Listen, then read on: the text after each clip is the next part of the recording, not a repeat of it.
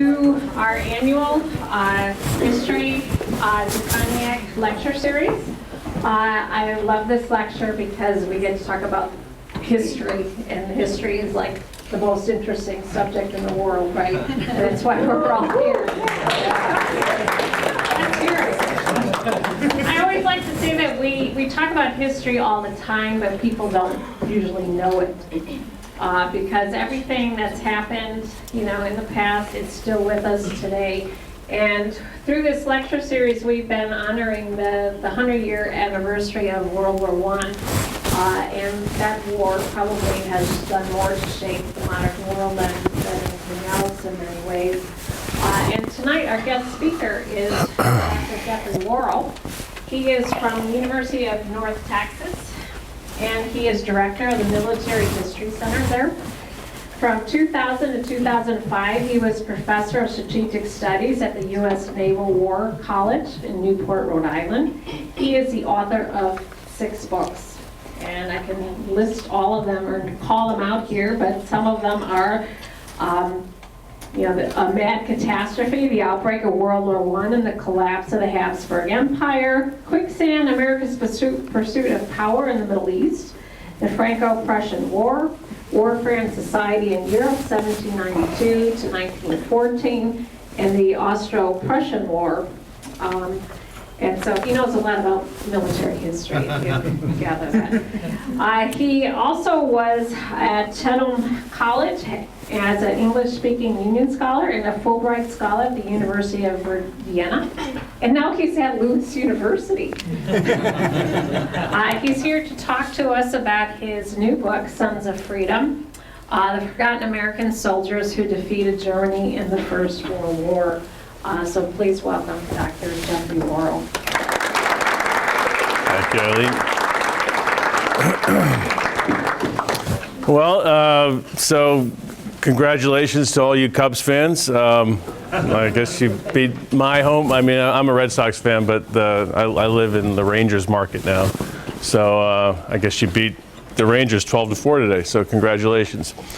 And that's an interesting place to start talking about baseball because one of the things that struck me most when I began researching this book was just the array of people that fought in this war. We live in a society now where fewer than 1% of Americans serve in the military.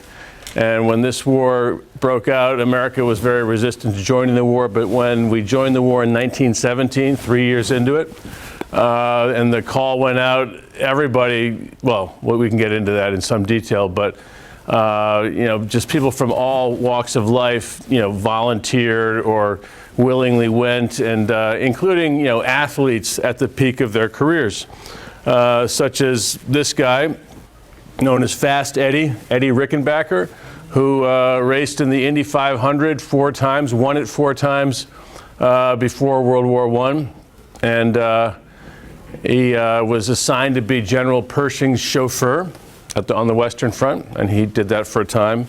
Found it to be really boring, so he asked for a transfer to the Air Service, and he became the most decorated American pilot in the war and America's greatest ace with 26 kills.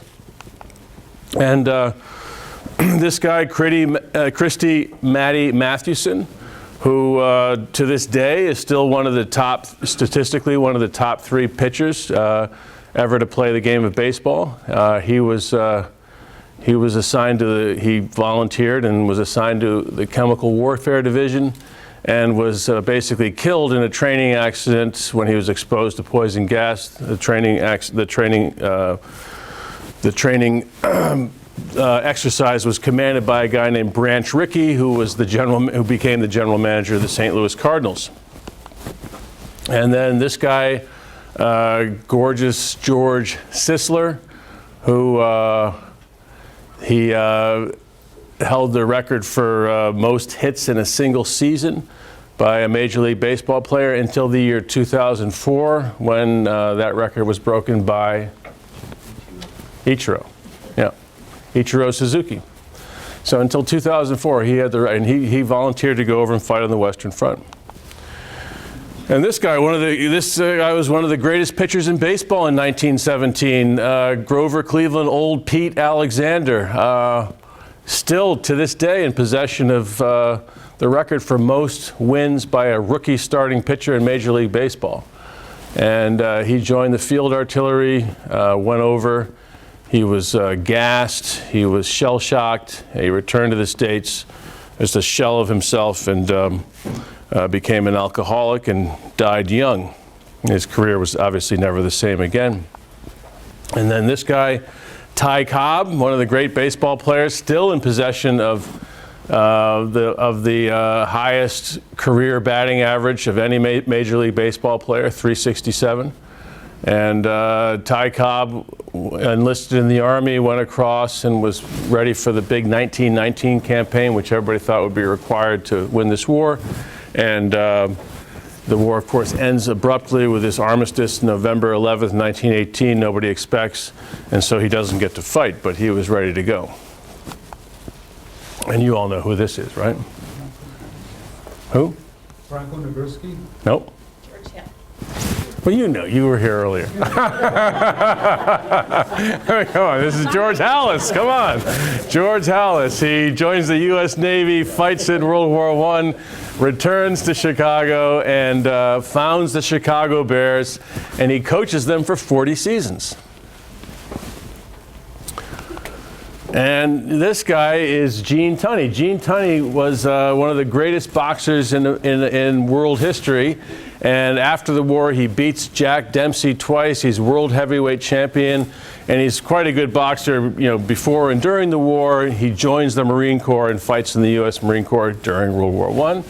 The guy next to him is Tommy Hitchcock Jr., the best polo player in the world in 1917. He's a 10-goal player. He goes to St. Paul's, which is an elite prep school in New Hampshire. And he just quits school and he joins the Lafayette Escadrille and goes over to fly planes on the Western Front. And politicians went. You know, there's a famous song about Vietnam by Creedence Clearwater Revival, Fortunate Son. And it's, you know, the guy says, I ain't no senator's son, you know, I have to go and serve. If you were a senator's son in World War I, you went because, you know, there was great pressure to go and serve your country. And so all four of Teddy Roosevelt's, former President Teddy Roosevelt's sons went and fought. Ted Jr., Archie, Kermit, and Quentin. They all fought on the Western Front. Quentin, the baby of the family, in many ways TR's favorite, was shot down on Bastille Day in 1918 by a German fighter. And he's the one there with the spaniel, and he was killed. And Teddy died 6 months later, really from grief. This guy, Harry Truman, commanded a battery in the Missouri National Guard Division, despite being blind in one eye and legally blind in one eye and nearly blind in the other. Imagine being on the receiving end of that battery's artillery fire. And Harry Truman goes across and fights, you know, and is really regarded as an outstanding officer and fights bravely and effectively in the Battle of Meuse-Argonne. And well, if you've ever flown through New York City, you've been through LaGuardia Airport, no doubt, and it's named for Fiorello LaGuardia, the famous mayor of New York City. At the time of World War I, he is a congressman from East Harlem in New York, from a safe seat. He has no need to go. And yet he quits his seat in Congress and goes across and he flies planes in the air service. And next to him is somebody who everybody will remember from the 1970s. Many of you weren't alive then, but those of you who were, this is Sam Ervin, who was the chairman of the Senate Watergate hearings. Senator from North Carolina, and chaired the hearings that looked into abuse of power by President Nixon in the early 70s. And he was a officer in the Big Red One, the 1st Infantry Division, and he was wounded at the Battle of Soissons.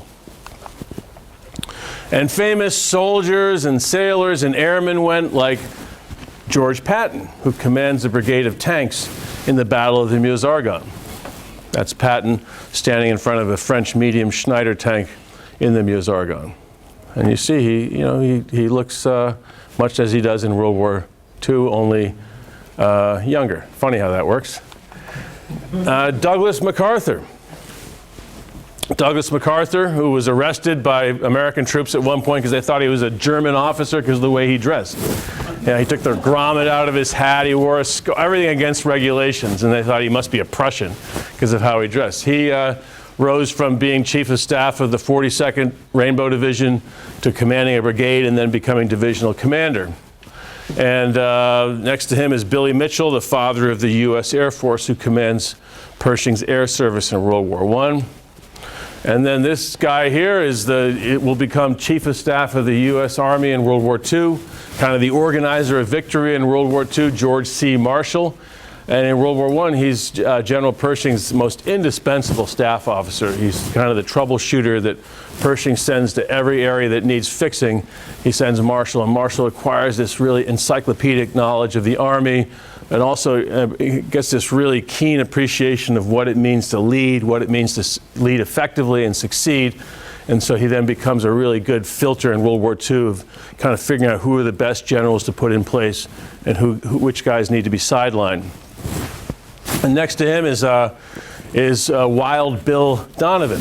And Bill Donovan was a regimental commander in the 42nd Rainbow Division, and he was wounded 3 times in the war. He received the Congressional Medal of Honor. He would go on in World War II, to found the OSS, the forerunner of the CIA. And Donovan was incredibly brave. A lot of his exploits are talked about in the book. But when asked after the war what it felt like to have received the Congressional Medal of Honor, which, as you know, people never, or may not know, you never say someone's awarded it. You always say they received it.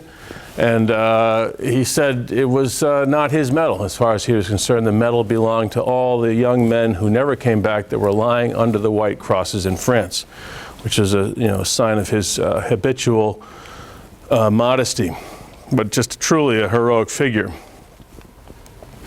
And famous men of letters, artists, writers, poets went. William Faulkner, always the Anglophile, left a dissolving love affair in Mississippi and went up to Canada and joined the Royal Air Force and was in flight school in Toronto when the war ended. Next to him, Pulitzer Prize winning poet Archibald MacLeish. He drove an ambulance on the Western Front, one of the most dangerous jobs because the ambulances were these slow-moving jalopies, and they had to kind of move up under heavy shell fire and pick up wounded guys and then drive them back. And then he transferred to the field artillery. And then, of course, Ernest Hemingway and John Dos Passos, 2 great American writers, both of whom also drove ambulances on the Western Front, and in the case of Hemingway, on the Italian front. Very dangerous jobs. And oftentimes these writers, people of more sensitive constitution, would prefer to be ambulance drivers because they felt like they were taking a risk, they were serving their country, they were experiencing danger, but they weren't actually killing their fellow men. As was the case with E.E. Cummings, the famous poet who did all kinds of experiments with punctuation and syntax. He also drove an ambulance on the Western Front. That's James Reese Europe, known as Jim Europe, one of the great ragtime composers and band leaders, known as the Martin Luther King of music. Jim Europe was the band leader, but also a combatant in the Harlem Hellfighters. And famous journalists went, like Walter Lippmann. Walter Lippmann was one of the most famous op-ed columnists in America at the time, and he goes over and he serves on Pershing's staff, and he's one of the authors of Woodrow Wilson's 14 Points. And next to him is Grantland Rice. Grantland Rice was the most famous sports writer in America at the time of World War I. Known for all kinds of aphorisms like it's not whether you win or lose, it's how you play the game. And he's the one who nicknamed the Notre Dame backfield under Coach Newt Rockne from 1922 to 24, the Four Horsemen of the Apocalypse. That was Grantland Rice. He said, officially their names are famine, death, destruction, and pestilence. These are only aliases. Their real names are, and then he named the 4 members of the backfield, back when backfield still had 4 members. And then famous businessmen went. Howard Deering Johnson went across, served in the U.S. Army in World War I, came back, founded the restaurant chain. You're all too young to remember Howard Johnson's and their famous 28 flavors of ice cream, but those of us who are, older remember Howard Johnson's well. It was an American institution. Next to Hojo's is J. Hormel. J. Hormel went across in the U.S. Army when they figured out he was from the Hormel meatpacking family. They assigned him to the supply service, and he became in charge of, stripping meat from the bone and shipping it over in the most efficient way to feed the troops in the Western Front. Next to him on the motorcycle, Stephen Bechtel, heir to the big Bechtel San Francisco construction company fortune. He goes over, fights on the Western Front in an engineering battalion, naturally. And then down here, Frederick Weyerhaeuser of the Weyerhaeuser Lumber Company. So, incredible, all these very prominent people just sort of eager to join the fray. Famous actors and producers and directors went, like the guy in the sailor suit, which not acting, that's what he really did. He was a sailor in World War I, Humphrey Bogart. Here's looking at you, kid. And in the middle, Walt Disney. Walt Disney lied about his age so that he could get over and get in the big show. And he goes across and he drives an ambulance on the Western Front and draws all these amazing cartoons of the Kaiser and Hindenburg and Ludendorff, and showing early on his ability to do cartoons and animation and that sort of thing. And then the guy up there with the puppy in his lap is a guy named Corporal Lee Duncan, not famous, but the dog is famous. He finds this litter of German puppies in an abandoned German trench in the Saint Mihiel salient, brings them all home to Los Angeles, California, names one of them Rin Tin Tin, and the rest is history. So the question is, why are all these people over in France fighting against the Germans? What brings America, which had always considered itself as being a world apart from Europe and had seen itself protected by the Atlantic and the Pacific, and didn't see any need to be involved in what George Washington called European entanglements. It's because in 1917, the Entente, this alliance of Great Britain, France, Italy, and Russia, was really on the verge of losing World War I. And America was really split on the issue of World War I. We had a huge German-American population that supported Germany in the war. And we had a huge Irish population which hated Great Britain. And we had a huge population of Russian Jews that had emigrated to America who hated the Russian Empire. So it wasn't like America aligned naturally with the Allies. But on the other hand, Woodrow Wilson, the American administration in general, saw themselves as being far closer to the Allies than to the Central Powers. Central Powers, obviously being Germany, Austria-Hungary, and the Ottoman Empire. Because of, the practice of government, you had a much freer, more democratic system in the Entente, in Britain, in France, in Italy, and then we'll see in Russia when they undergo revolution before the Bolsheviks take over.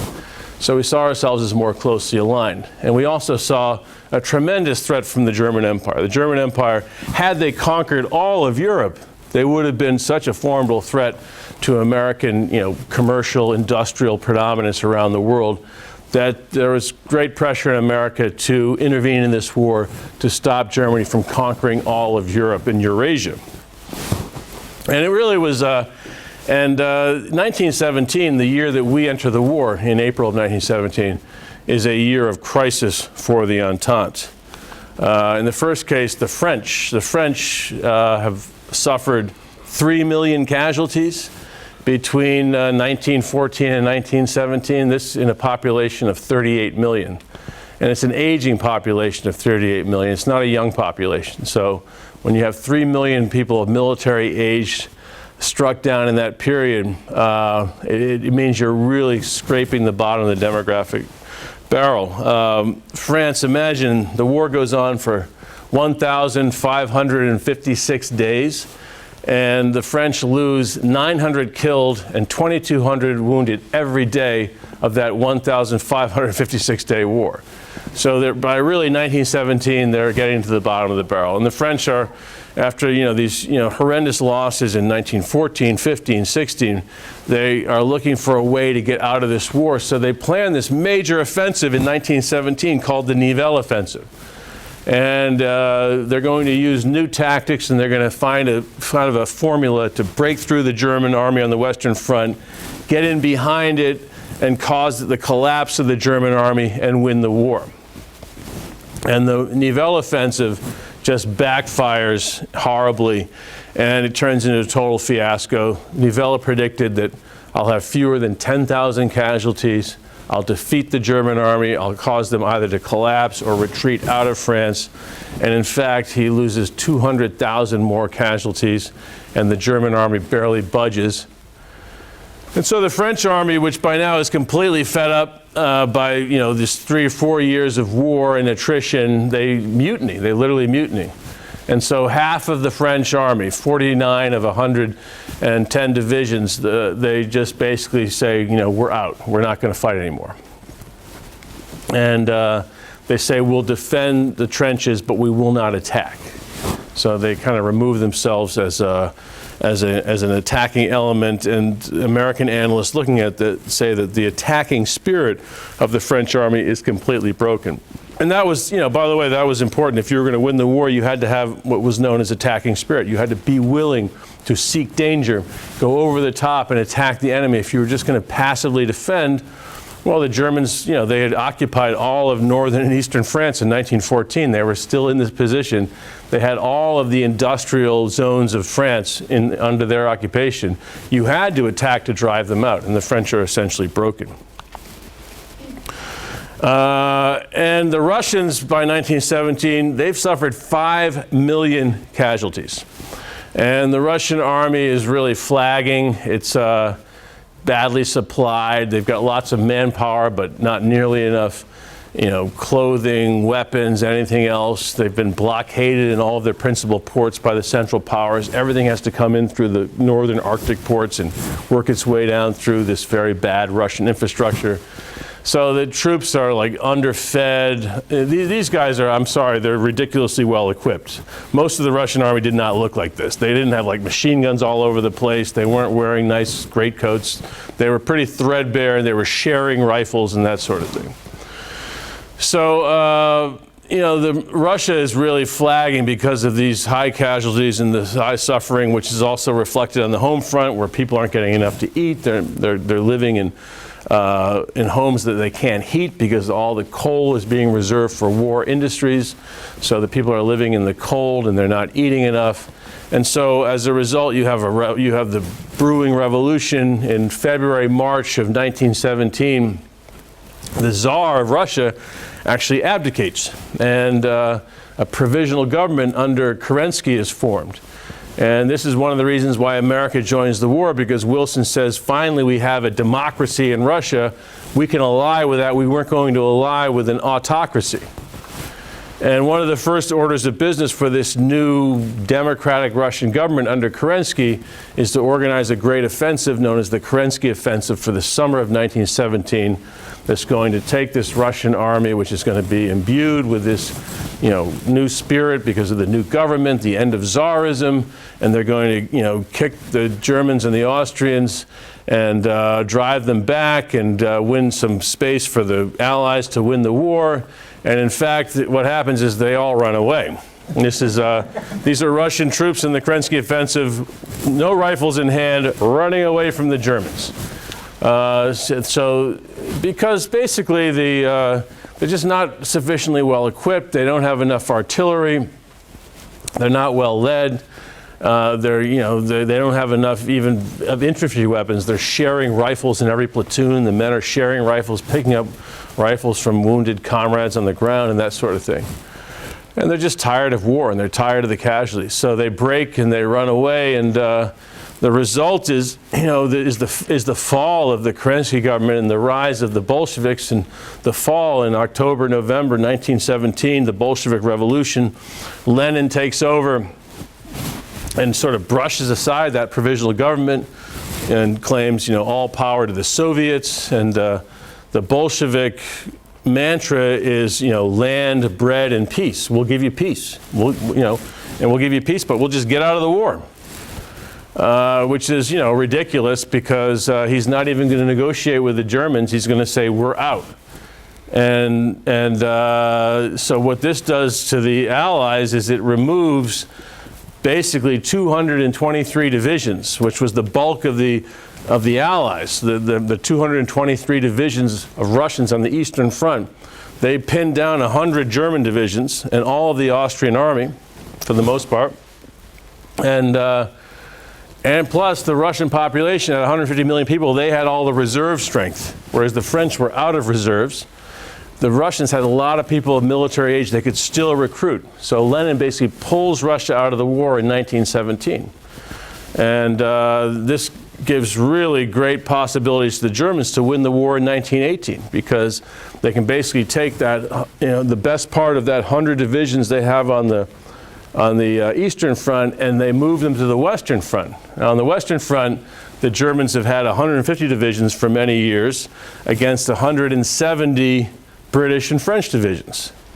So now they have the possibility of moving 100 divisions over to the Western Front. So they'll now have 3 million German troops available with artillery superiority in every caliber against 2 million really beleaguered, demoralized British and French troops in 1918.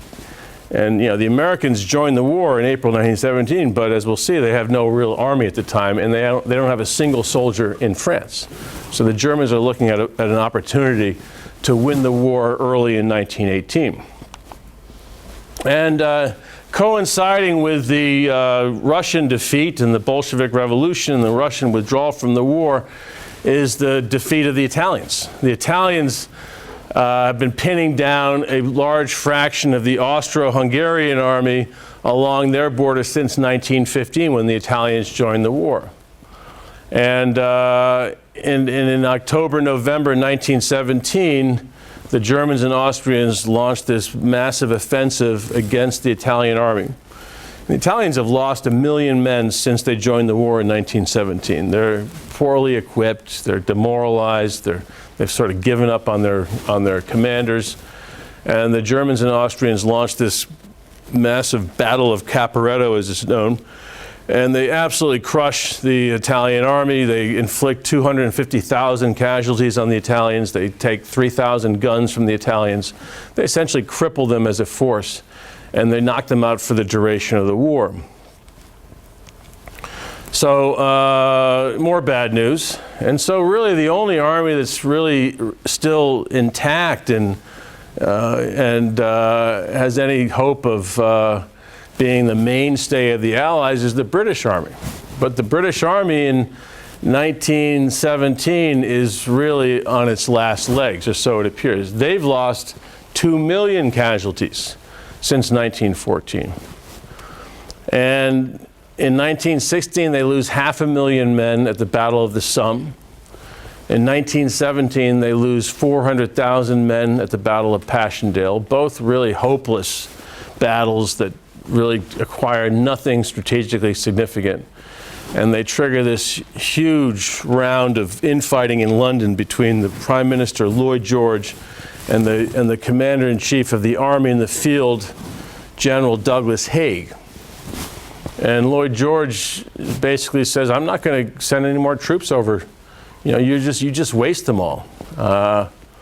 He says to Haig, you've smothered the army in mud and blood.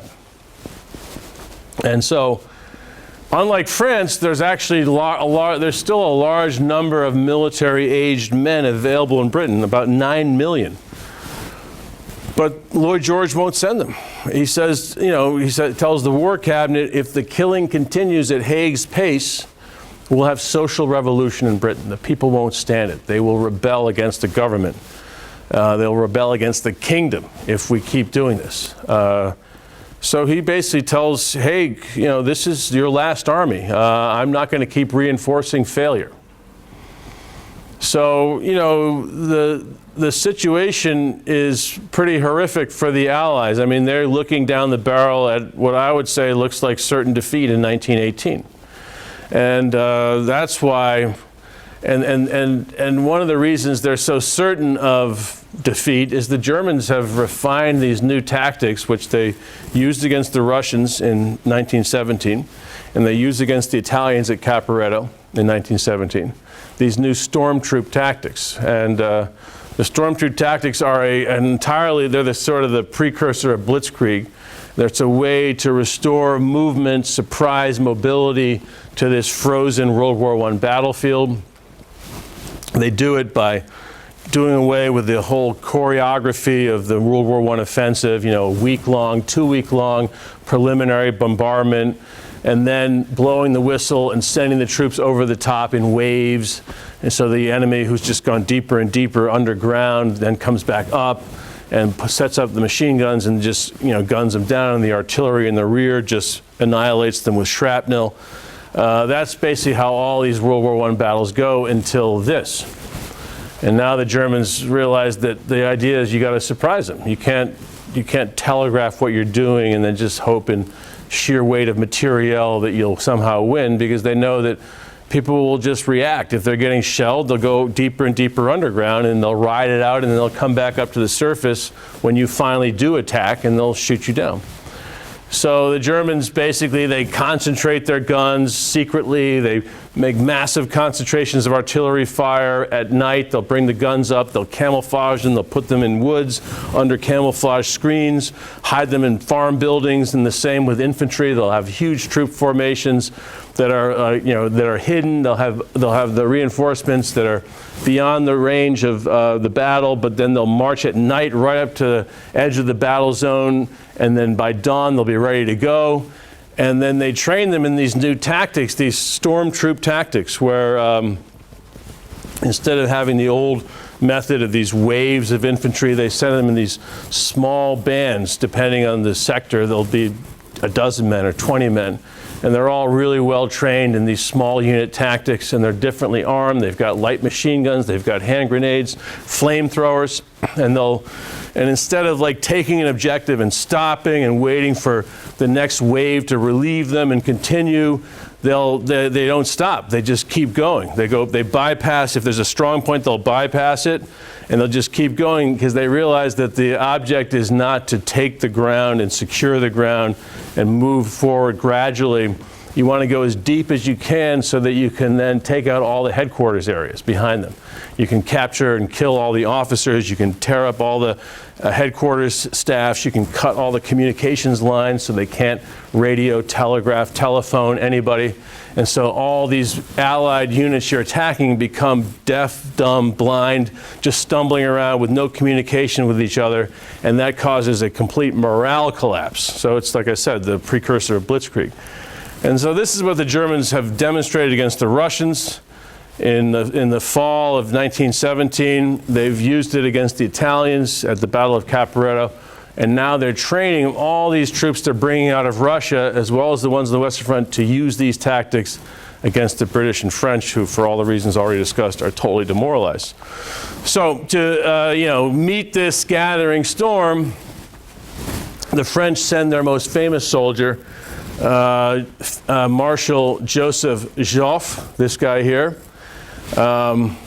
Joffre at Grant's tomb in New York. I remember when I was a kid, the big joke was, who's buried in Grant's tomb? Yeah, but you can laugh. And so here's Joffre at Grant's tomb in New York City. And so he went on this tour in U.S. declares war in April of 1917, and then the French send Joffre, who was the victor of the Battle of the Marne in 1914, and he was kind of kicked upstairs to this more honorary role after the carnage of Verdun in 1916. And they send him over to tour the United States and remind the United States that it was France that, saved your bacon during the American Revolution. We got you your independence by allying with you against the British, and now you owe us, and there's this great fraternity between our countries. And this rather pained-looking guy here is General Leonard Wood, who is hoping to be commander of the American Army in France, because he was he had been chief of the general staff in the army, but he was a Republican and he was friends of Teddy Roosevelt, and of course, the Democrats were in charge. Woodrow Wilson was very suspicious of a Republican general like Leonard Wood, so he got sidelined for the entire war. But anyway, Geoffrey toured. He went, New York, Boston, Chicago, St. Louis, all over the United States, and he was feted and lauded everywhere he went. And when I started the research for the book, one of the first places I did research was in Paris, and I was in the French Army Archive. And I came across Geoffrey's secret instructions that were given to him by the French government, telling him basically, what points you're supposed to, what are your talking points in America? What points are you trying to stress? What are you trying to achieve? And they were very interesting. They said, don't tell the Americans any of this. This is all top secret. This is all for, us only. But basically the situation is we can't win without the Americans. They said the English army is at maximum strength and it's declining. The French army has exhausted its entire reserve. 1917 is the last year the French army can fight at full strength. Every year going forward, we're going to be having to reduce the number of divisions to, basically cannibalize divisions to get the remaining divisions up to strength. The Italian army is knocked out. The Russian army is effectively knocked out. This is in April. They haven't had the Russian Revolution yet, but Kerensky has taken over. The Tsar has abdicated. Russia is wobbling. And they're saying we can't count on the Russians. And he says the American reservoir has to replace the Russian reservoir. So they see us as a replacement for the Russians, a big populous country with lots of manpower. And again, they say, don't tell the Americans this. This is secret French speak, but that's the situation. And then I went to London and looked around in the archives of the War Cabinet, and the War Cabinet in London says the same thing. Lloyd George's chief political advisor, Morris Hankey, in a memo in January 1918 says, we cannot win this war. We need the Americans. Without the Americans, we can't win. Only the Americans can deliver the knockout punch, says Hankey. But, it was, to say that the Americans were going to deliver the knockout punch was a bit of a joke in 1917. I mean, the Army was nothing. The U.S. Army in 1917 was a grand total of 120,000 men at a time when, the Central Powers, Germany, Austria, Hungary, Ottoman Empire, had 10 million troops in the field. And the French and British had multi-million man armies in the field. The Italians had a constant strength of 1 million troops in the field, and we have 120,000 troops. Add to that 80,000 reservists. Add to that 400,000 National Guardsmen, and 8,000 Marines. So all told, if you got every available rifle in America together, it was like 608,000 men, which was like nothing compared to these European armies. And again, the only really trained component was the regulars, the 120,000.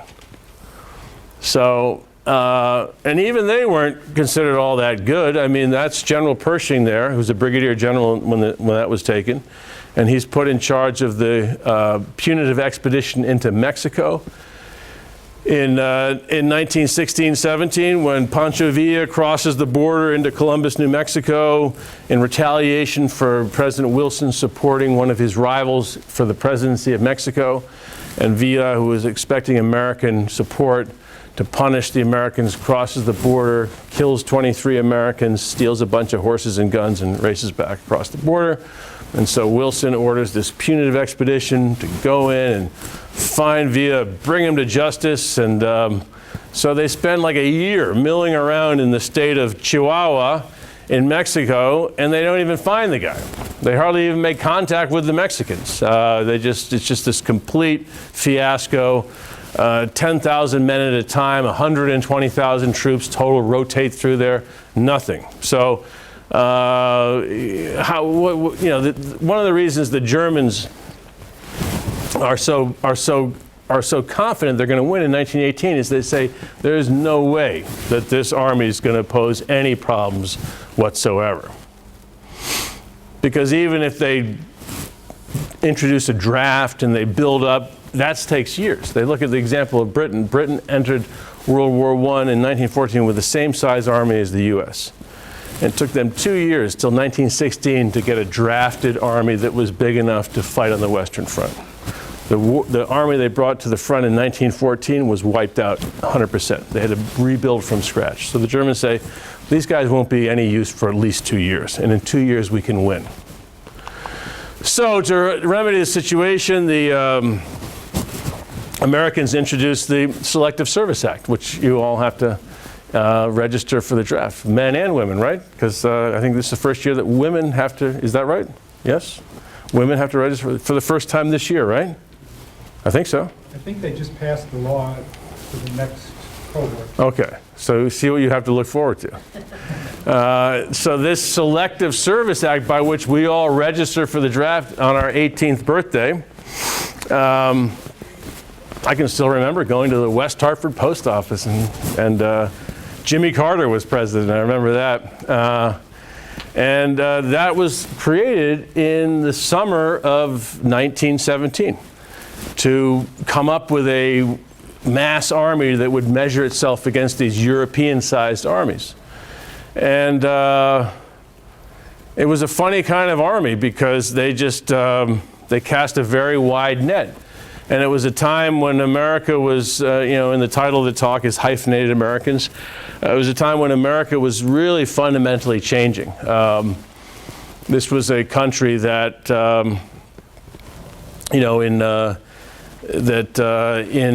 the time of the Civil War had been, 65% British and 30% German.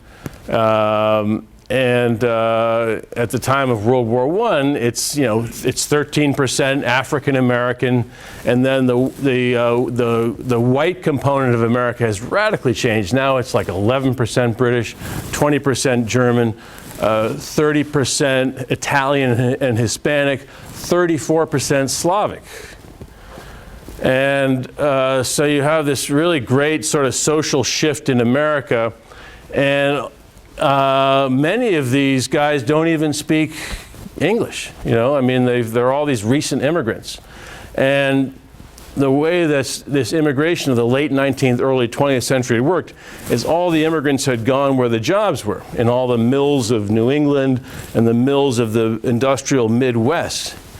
And so the populations of states like Massachusetts, Rhode Island, Connecticut, Ohio, Pennsylvania, Michigan had ballooned because of all these immigrants coming in to work these factory jobs. Whereas the states in the South were completely stagnant because there was no immigration, because there was no industrialization. And so when Woodrow Wilson went to, when his Selective Service Administration, they assigned much higher draft quotas to these northern and midwestern states because they had much bigger populations. So the northern and midwestern states were like, this is ridiculous because we have all the immigrants, but they aren't even citizens. Like, they're just like new arrivals, and you're going to send all these Americans to fight because we happen to have all these immigrants working in industry. That's not fair to us. And Wilson was a Southerner. His cabinet were all Southerners. They hated the Yankees, and they were like, "That's fine, dude. That's your problem, not ours." So they came up with an ingenious fix for this whole thing, which is incredible to think about today. Is that we decided we would draft non-Americans. So if you were an immigrant who had just come into the country and were working in a mill in Lawrence, Massachusetts or something, you were from Italy or you were from Austria-Hungary or the Russian Empire, and you were a non-naturalized guy, you were an alien, you were draftable. And This was all kind of whipped up by the Hearst media empire. William Randolph Hearst, the big muckraker, he was the biggest media magnate of the time. He had 36 newspapers and magazines all around the country that everybody read. And Hearst said, it's just not right that all Americans, real Americans, should have to go and fight while these birds of passage, these foreign slackers on American soil work in profitable safety while all Americans, real Americans, go and fight and die on the Western Front. So Hearst was also one of the driving forces behind this of drafting immigrants into the Army. And there was a very interesting debate raging at the time. The Republicans generally aligned against immigration, like today. And, they were saying, basically, the leader was the Senate Majority Leader, Henry Cabot Lodge, who said that the gates of American citizenship are unguarded, and all of these, criminals and slum dwellers and convicts are flooding into America. And he was actually trying to pass laws that would restrict American citizenship to the original racial stocks of the original 13 colonies, i.e., Anglo-Saxons and Germans, and he was trying to pass laws barring Slavs, Italians, Hispanics, Asiatics, Jews, Greeks, Hungarians from admission into the United States. So there was all this going on in the background. And so the draft goes off, and what happened was basically, wherever you lived, you were drafted into either the National Guard division from that area or these new National Army divisions that were created for that area. And the Army ends up speaking, the U.S. Army in this war ends up speaking 49 different languages because there's so many, 1 in 4 draftees is foreign born, is born outside the U.S. and just recently arrived.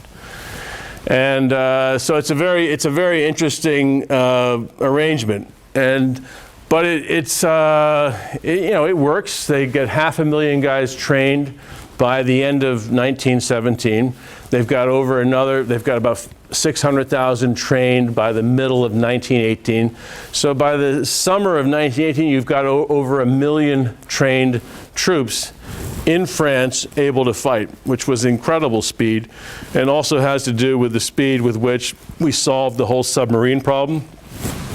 The Germans had been sinking all the ships between America and the British Isles, and we introduced convoy system, and we sort of cleaned out these German submarines, and so we got to a situation where only one troop transport in the entire war was sunk by a German submarine.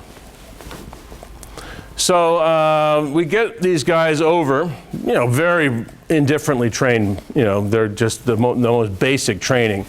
And the casualties will be enormous as a result because they're just, we begin this war in 1917 at a place where in 1918, where we're basically where the other powers were in 1914, and we have to go up that learning curve as well. And we arrive just as we begin arriving in that winter of 1718, and in March of 1918, the Germans strike here with the stormtroop tactics, this big spring offensive, Operation Michael.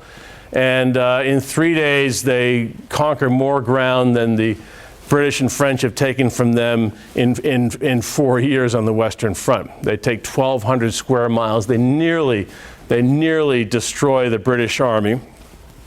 And then in April, they shift up to here, and they try to push the British into the sea up here, inflict more devastating casualties on the British Army. And then, and they've got the British really on the ropes. Haig in April of 1918 writes his famous backs to the wall memo when he says to the British Army, our backs are to the wall. You have to fight on to the last man because they see themselves literally being pushed into the sea. And then, the German commander, Hindenburg and Ludendorff, they then, in May, June, they shift to this offensive down here, Operation Blücher, where they're driving toward Paris. And they intend this just as a feint to pull, because the French have sent a lot of reserves up here to backstop the British. And so they're going to feint in this direction. So the French guys will come back down here toward Paris, and then they plan to strike again and finish off the British army. But this offensive goes so well, the French army almost dissolves under it. It's all described in the book. The scenes of bedlam as the French army just, basically gives up, and they start streaming to the rear back toward Paris, saying, La guerre est finie, fini, the war is over, la guerre est finie. And the American troops are marching up, getting into their first battles in the Western Front, and they hear the word fini so often it becomes U.S. Army slang, fini, like the beer is fini, the ammunition is fini, the corned beef is fini, because they hear this fini, fini from the French so often. The French think the war is over, that they've been beaten, that they're about to surrender. So the Americans send, they basically send 9 divisions to the front to basically support the French and to keep them in the fight and hold them up. And one of the most critical episodes is the Battle of Belleau Wood. Belleau Wood is basically right here. It's this famous wood. If you go to Paris, you'll see signs for it on the motorway out of Paris. It's basically 40 miles from Paris. And it's critical because the French army and many of the American divisions were sheltering behind the Marne River here, making it hard for the Germans to fight across it. But Belleau Wood was on this side. If the Germans could come, they'd have a straight shot at Paris. So this wood was critical. It's the size of Central Park. And there was a month-long battle in the month of June in Belleau Wood. And these are Marines of the U.S. 2nd Division. And the U.S. 2nd Division, which had a Marine brigade and an Army brigade, they fought in that wood for the whole month of June and suffered 9,000 casualties, 9,000 killed in the wood, holding up this German advance. And the fighting was just brutal. You can go to that wood today. The trenches are still there. You can see the trees have grown back as you see how dense it was and how confusing it was for the attackers and the defenders, because the lines all straggled off in odd angles, and it was hard to know where you were, and it was just a hellish landscape. All the shell holes filled with poison gas, decomposing body parts up in the trees, the stench, and just the sheer misery of it. But it was absolutely critical to stall this German drive on Paris. It was the first big American intervention in the war, and it stopped the Germans. And then in July, the Germans have a last throw of the dice. They can see that the Americans are coming over. The Americans are putting in 300,000 troops a month across the Atlantic. The Germans can see that the balance is shifting, so they have a last go at it. In July of 1918, they still have superiority in troop numbers, in artillery, and they have a last drive, and this time they decide to go all out on Paris, thinking if they can take Paris, they can knock the French out of the war. And this is the hour of, in this area around, this is the Second Battle of the Marne, Château Thierry, and this is the hour of the third, there's 9 American divisions that are involved in this fighting. 9 American divisions that are really the manpower equivalent of about 27 British or French divisions, because they're so much bigger. But the 3rd Division is particularly notable, fighting around Château Thierry on the Marne. It earns the nickname it has to this day, the Rock of the Marne Division, because of its refusal to yield any ground to the Germans. And there's scenes of the fighting there. It's absolutely brutal. And they stop the Germans on the Marne. The French units on either side of them retreat, fall back, and the 3rd Rock of the Marne Division holds the line of the Marne and absolutely stuns the Germans by their powers of resistance. So it's the American intervention that really changes everything in the war. You can very easily foresee how the Allies would have lost absent this intervention. And it buys time for the Allies to recover, to reinforce themselves. It also buys time for America to bring its enormous resources to bear. We basically, by this point, the U.S. has invested $200 billion into the war effort on the Western Front. were sending $1.5 billion of food in 1917 and 1918 each year to the Allies to feed the Allies, because all of their peasants have been taken out of the fields and put into the army. So we're feeding the Allies and ourselves. We're basically ramping up production of everything. We're planning for a 1919 campaign. We're building 1,500 planes a month. We're planning an American Air Force of 25,000 planes, 100,000 pilots for 1919. We spend more in our first year in this war than the British, who have been basically the paymaster of the whole coalition, have spent in the previous 3 years. And American shipyards build more ships in a single year, 1917-18, than the British have built in 5 years. And for the ground war, most importantly, American intervention means that the Allies now have the reserves to contemplate a counteroffensive, to drive the Germans out of France and Belgium and win the war. And this is important because that was the big complaint that the French and British had about themselves, was that every available body they could raise for the military had to go in to replace casualties in units at the front. There was no bodies for a strategic reserve that could be pulled in behind the units at the front and used to launch an offensive. They could barely keep up with the attrition and replace men at the front. There was nothing for a reserve. The Americans are going to provide the reserve that allows these armies to resume the attack and to drive the Germans back and to win the war.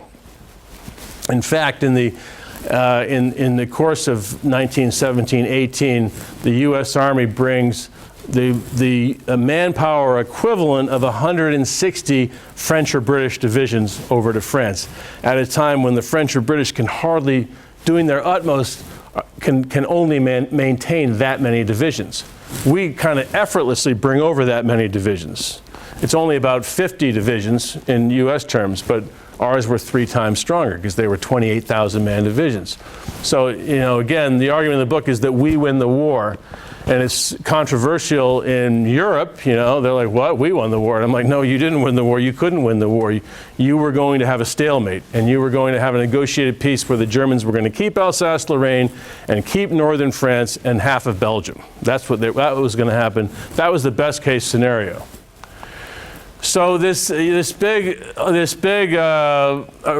troop arrivals from the United States means that we can now effectively win the war. And winning the war, it all came down to basically depriving the Germans of their key lifeline, which was this railway from Metz through Sedan up to Lille and then up to Bruges. This massive 4-tracked railway, it supplied more than 50% of the moving capacity of the German army in the Western Front, meaning all the manpower, all the supplies, all the ammunition was conveyed along that railway. There were other railways, but they just carried a fraction of it. Everything was like a revolving door. Everything came in to feed the fighting fronts on that rail line. And if the Germans were going to organize any kind of strategic withdrawal, to withdraw back to a river line or a line of, they would use that rail line to redeploy. With that rail line, they could move 5 divisions anywhere along that Western Front inside 24 hours. Without it, they couldn't even move 1 division. So everything came down to this rail line. And it had been observed since the beginning of the war that, basically this space, what became known as the Meuse-Argonne battlefield, this light green, that's the American sector, this becomes the American sector, that it was like a belt buckle digging into the paunch of the German in France and Belgium. So you have this big paunch jutting out and the belt buckle digging into the paunch. It was the most tempting place to strike because all the German communications were crammed into this very narrow space, whereas they had so much more French and Belgian and Luxembourg territory that they could withdraw back to through here. But right here, they had no strategic depth. So it was the easiest place to take and win the war, because if you cut that line, the Germans could not survive on the Western Front. But the French had attacked there in 1914. They'd lost it in it had been French. They'd lost it to the German invasion in 1914. They'd tried to take it back then. They tried again in 1915. They tried again during the Battle of Verdun in 1916. Each time the French had been repulsed with really heavy casualties because the Germans had fortified that Meuse-Argonne battlefield with these concreted fortifications like this, which you still see when you wander around there today. This was in some ways the most formidable part of the Hindenburg Line, this line of German fortifications from Belgium down through Lorraine and Alsace. And it was these three parallel ridges in this Meuse-Argonne battlefield, all fortified with these low-profile concrete bunkers. And so the French basically gave up. And they said, we can't take this. It's impregnable. But with this American manpower, they could.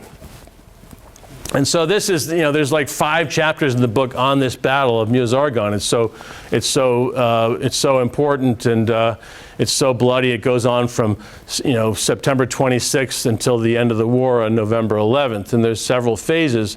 But, I argue in the book that it's the Americans who win the war because the Germans had done everything in their power to prevent a crossing of this Meuse River.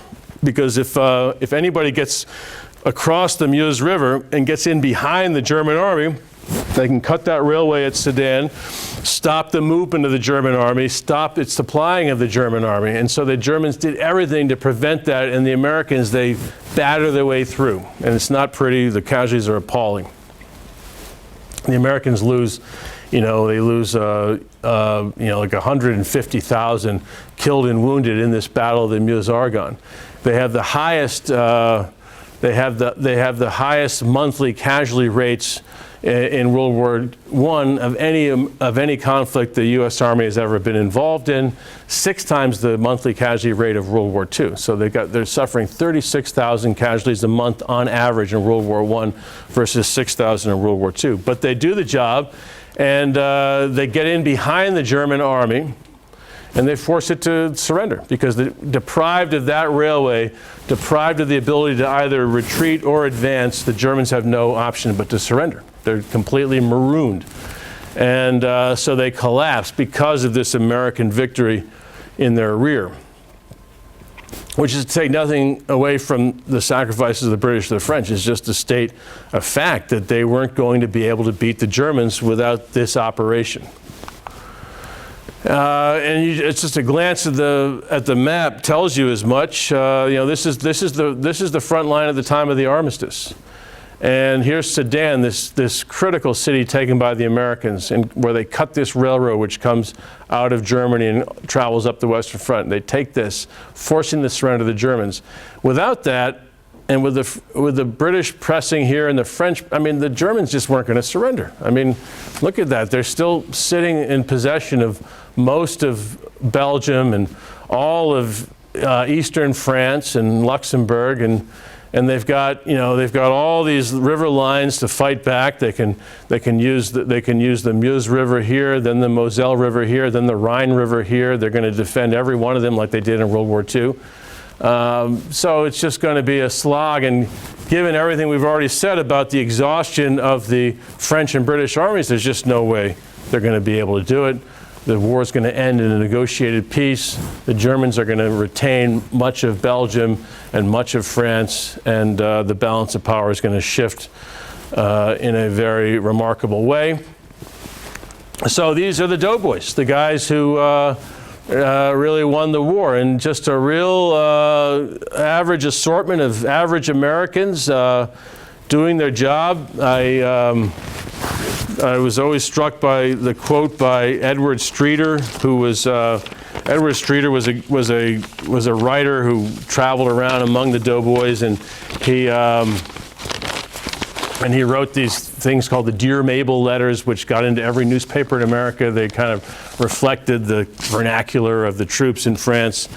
And he asked to describe the doughboys. He said, they combine that strange mixture of discontent and cheerfulness, stubbornness under discipline, and tractability under leadership, sentimentalism and repression, garrulous incoherence.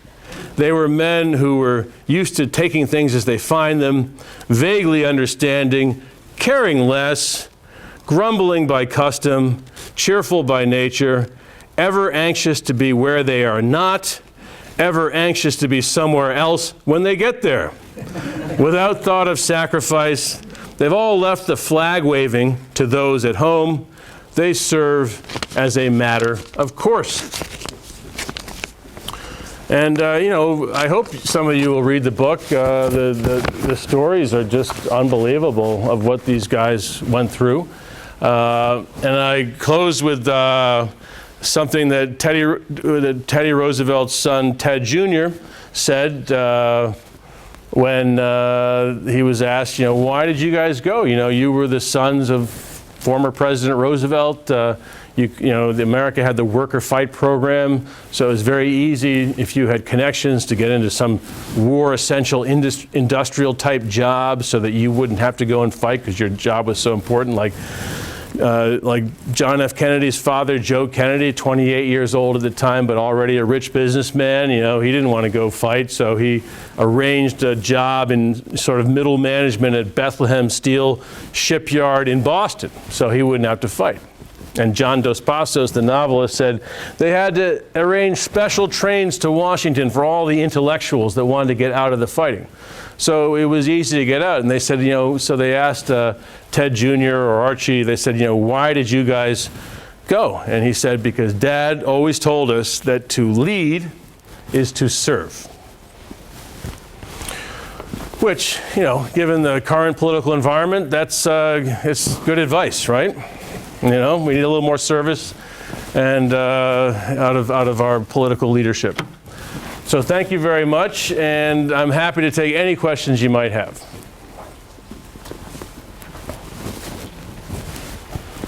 Yeah. Oh, if the Americans hadn't entered the war, would the result of a negotiated peace, because the British and French would have had to negotiate, but because they realize the Americans are coming, they're going to win. Once the Americans come with money, power, they're going to win. It prevents the negotiated peace, which some would argue leads to World War II and other problems where negotiated peace, yes, Germany would have had an advantage, but relative advantage. You mean, so you mean, is the question, would world history have turned out differently had we not gone over and had they been forced to negotiate? Yeah, if we jump in. Yeah, I mean, it's a very good question. Yeah, I mean, except that I think without the Americans getting in, the Germans might win. And then you have a complete kind of seesawing of the balance of power with the Germans acquiring all these resources. So I mean, it was hard to, the emergency was such that we felt that we had to get in to prevent that. So, and then I think you're right, I think there's no incentive for the British or French to negotiate once we're in, because they just see this ever rising tide of American arrivals, right? And so they don't have any real reason to negotiate. But to have, absent our intervention, I would say the Germans probably win the war. And then that's a whole new, you know, because, you know, there was nothing benign about what the Germans planned to do. I mean, German war aims in the East were to basically embark on a kind of genocide, right? It wasn't aimed at the Jews as it was in World War II, but it was aimed at clearing out Slavs and resettling these Eastern European countries with Germans. And it was, and you were going to also, you were basically going to loot those occupied territories in Belgium and France of all their industrial goods, and so that was going to create a whole host of other problems. I mean, the German war aims were very aggressive, and they were going to basically recoup the cost of the war by looting all of these occupied countries after the war. Yeah. Can you speak to why the Germans did not move further west into the Netherlands? Why did they leave Holland out of this? Oh, you mean initially in the Schlieffen Plan? Well, it was included in the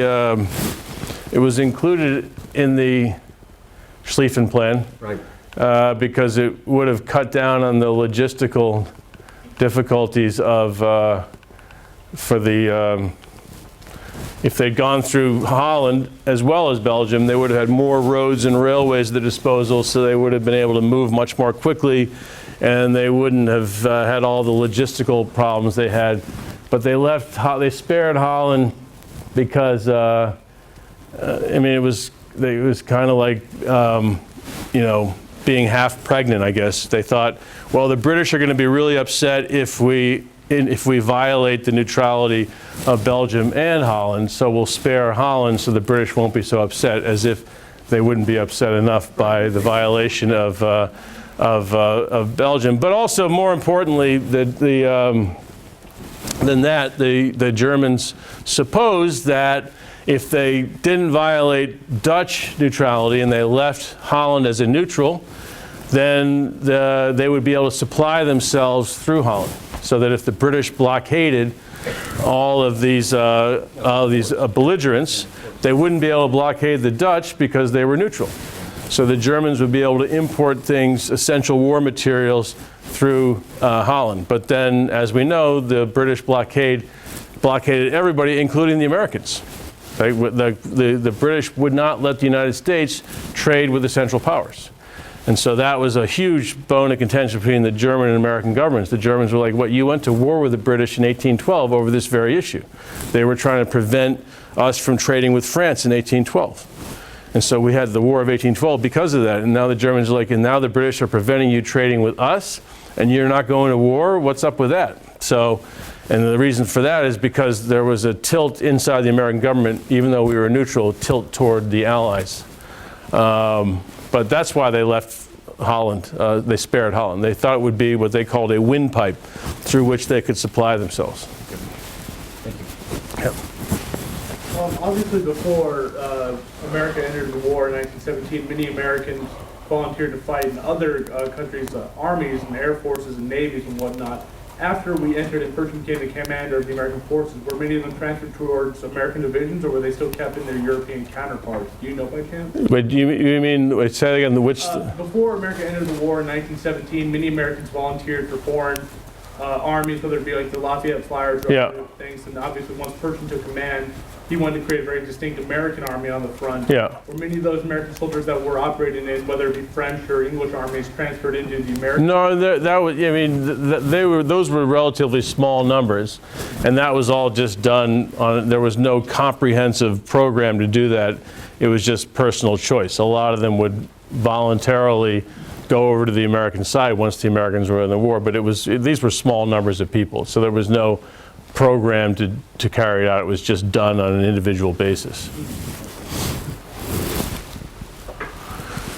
At the beginning, you said about 25%, I think, were new immigrants to the United States who were drafted into the service.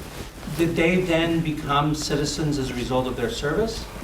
No, that wasn't no, they would still have to return home and then go through the whole naturalization process. But, you know, it was pretty much a done deal if you kept your nose clean, right?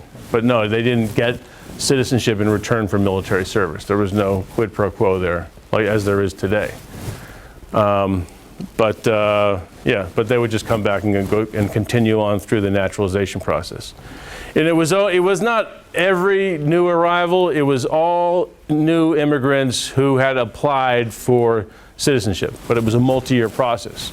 So while they were awaiting, they would have to go over and serve. But most people who came did apply for citizenship, so that was most of the immigrants. Very few immigrants actually came and just hung out and didn't apply for citizenship. The reason they'd come was to become citizens. And a large number went back to fight for Germany.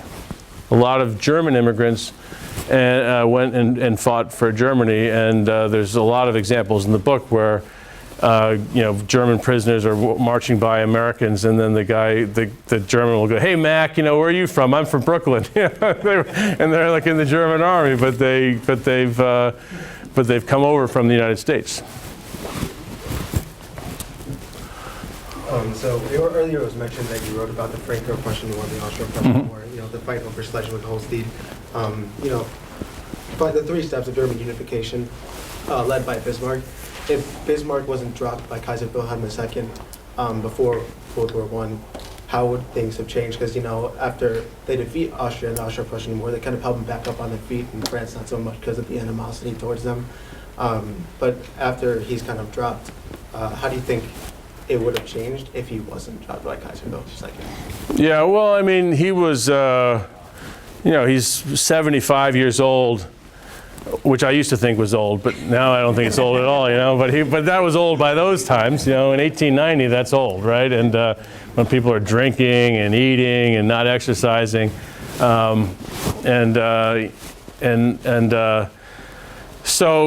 his influence was bound to wane. He was either going to die or pass into retirement at some point. He was at the end of his tenure.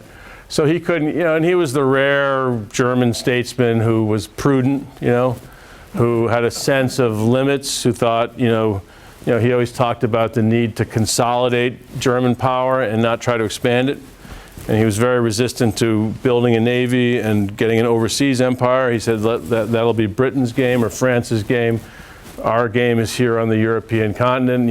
African explorers would come to him and say, I got this great colony in Namibia or Tanganyika, and he would always say, this is my map of Africa. I've got Germany here in the middle, and I've got Russia on this side and France on that side. This is my map of Africa. Meaning that, the Germany's problems were European problems, and that to go into overseas colonies was just, needlessly causing aggravation with other powers. So point being that, in 1890 when he gets dismissed, there's a new Kaiser, Wilhelm II, who's in his 20s, who's, ambitious, who's a younger generation, who very, struck by the glamour of sea power and navalism and imperialism, and sees Germany as needing to get its place in the sun and measure itself against the Royal Navy and become a world power. And, so it's just, and there's so many pressure groups and lobbies inside Germany that are like that Bismarck is really the last of the Mohicans. And so I think he's bound to go at some point.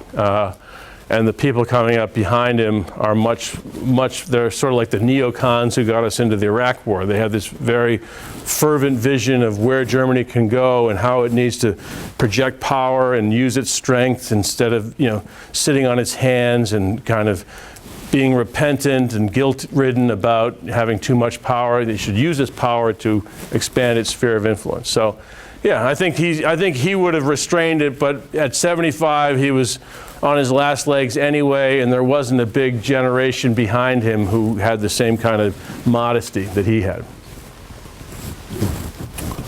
Yeah. So when the U.S. troops made their way over, were the reserves that were locked in the UK able to go to the front because they weren't allowed to go to the front after so many were done? Yeah, I mean, it's a good question. No, they weren't. There were constant negotiations between the British Army and the British government over that issue. British governments, and the French were furious about this. They're like, how come we don't have any men left, and you have 9 million guys sort of sitting around in this pool of uncommitted people? And the British would always say, because we are we're the workhorse. All the industry that powers the Entente is in Britain, because France lost all of its big industrial areas to the Germans in 1914. The Germans, 75–80% of the coal the Germans burn in World War I is taken out of French mines in Lorraine, that they conquer in 1914. So, and they plan to keep after the war. So the British say these people are all necessary war workers. We need to keep these guys in war industries. And but then because of the casualties and the need, they do release people, but there still is unlike in France where there's nobody left. I give the example, they literally are like recruiting serial killers by the end in France. Like they're scraping the bottom of the barrel. And but there are people, but they're being very sparing. But they do release some of them. But then the British also have the Royal Navy. Like they need a lot of manpower too, and they get the best manpower because you have to be smarter to be a sailor than infantryman. Apparently, I've never been either.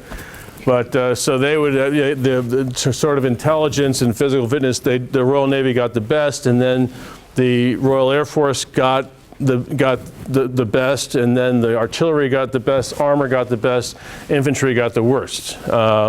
So they would release little shots of manpower, but never enough to form a big reserve for an attacking force. It was always just replacing casualties. So yeah, and the British also very controversially were waging these peripheral campaigns. They had a big force in the Middle East. They had a big force in the Balkans. And the French were saying, why you have all these troops in these peripheral theaters? They said, you're trying to build up the British Empire. You're letting us bleed to beat the Germans while you build up the British Empire in the Middle East and in the Balkans. And so that was also very controversial. With all of the British and French interests overseas with their respective empires, with their huge imperialistic campaigns, did they pull any, like for example, did the British pull any troops from India? Did they pull any troops, any manpower from the places that they had conquered? Oh yeah, well, the French army relied heavily on the empire. Lots of North Africans and Senegalese and Vietnamese in the French army, and the British army the same, but they found that the Indian troops didn't do well on the Western Front because of the weather. So a lot of those, most of the fighting in the Middle East was done by Indian troops. So the big British campaign in Iraq and what was then called Mesopotamia, a lot of Indian divisions there. But India was a place that was manpower rich, but it was hard to find troops in India because the level of education and the level of public health was so low at this time that for all the manpower, it was hard to find people that could make it as soldiers, given under all the rigors of campaign, that had the sufficient weight, fitness, and then mental acuity. So places like India had a lot of manpower but didn't provide a lot of troops, and what troops they did provide were mainly sent to the Middle Eastern theater because of the weather. And then there were a lot of labor battalions on the Western Front where they were, mending roads and digging trenches and that sort of thing, which is what the U.S. Army used African American troops for largely. There were two black combat divisions that were considered experimental, but most African American troops, and about 13% of draftees, were used as labor units. Yeah. With all the nationalism after World War I in the U.S., did that kind of help to mend the divide between the immigrants and Americans?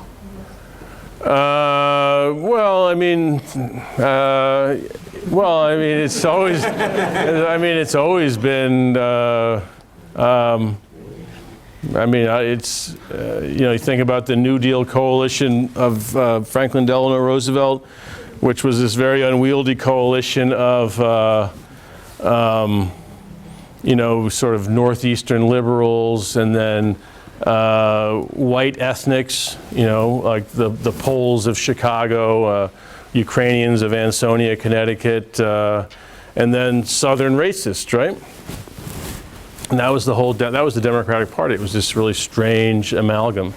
And then in the 60s, the Republicans come along under Nixon, and they carve off the Southern racists and they turn them into Republicans. That's why all these Southern Democrats become Republicans, as they are today. So there was never any great moment of harmony. It was just a kind of marriage of convenience, where all these elements came together because they were getting a lot out of the Democratic Party. And then Nixon and George Wallace come in, and they really stress these ethnic divisions, and they split the Southern, the segregationist Southerners away on the law and order and racism issues, and bring them into the Republican Party.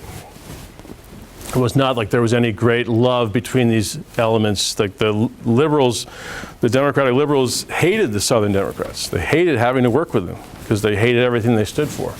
but they needed those numbers. And the Southern Democrats, the Dixiecrats, controlled all the committees in Congress because they had seniority, because they were there forever. All these old Southern congressional and Senate chairmen, So there was never a moment of harmony. There's always been these tensions.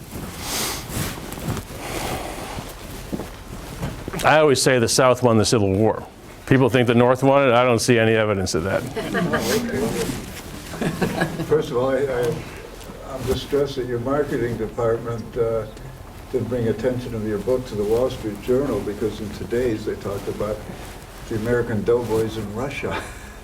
Today's Wall Street Journal. In today's? Yeah, no, well, they reviewed this book. Oh, okay. Yeah, when it came out in September. Okay. They did it in September, October. All right, so then how would we go about purchasing one here? Oh, yeah, I mean, just Amazon, anywhere, wherever books are sold. Okay. Definitely buy it. Buy it for everybody.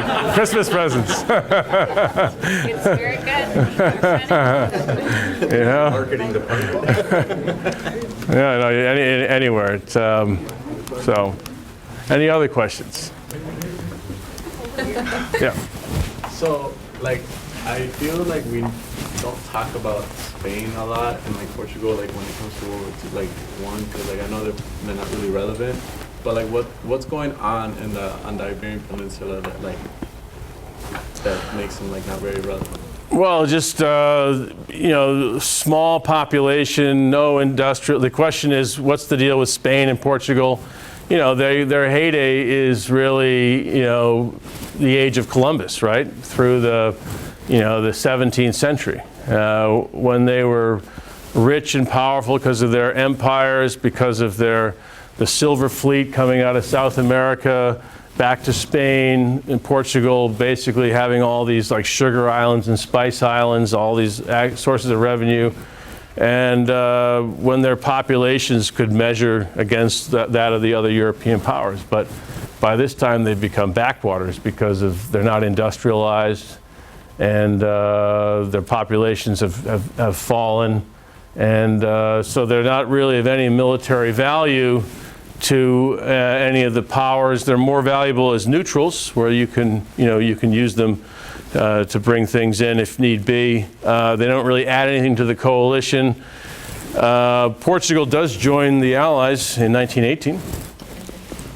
And that German offensive in March of 1918 that nearly destroys the British Army, Operation Michael.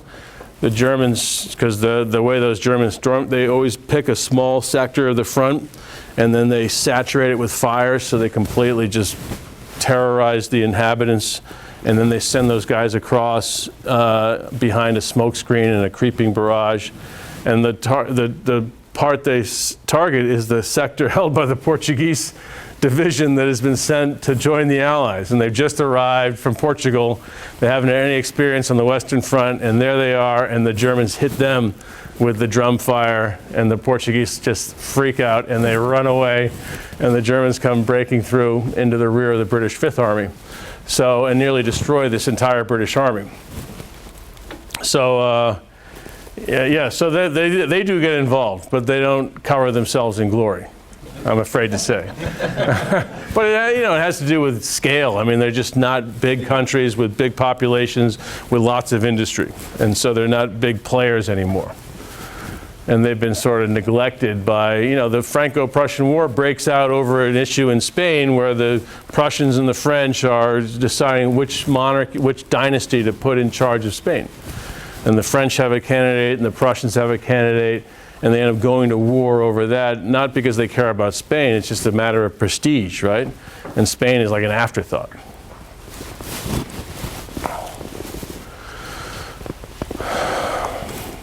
Any other questions? If not, please give a hand to Dr.